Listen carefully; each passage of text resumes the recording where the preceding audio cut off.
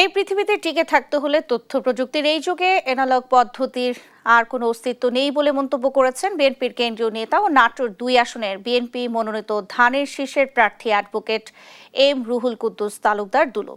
বৃহস্পতিবার বেলা 11টায় শহরের কান্দিভিটা এলাকার নাটোর আইটি ইনস্টিটিউটে কারিগরি শিক্ষা বোর্ডের অধীনে উত্তীর্ণ 100 জন প্রশিক্ষণার্থীর কোর্স সমাপনী সনদ বিতরণ ও আলোচনা সভায় এসব কথা বলেন তিনি।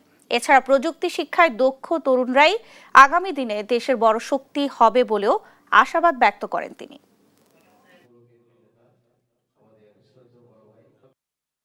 যে এই পৃথিবীতে টিকে থাকতে হলে প্রযুক্তির বিকল্প নেই।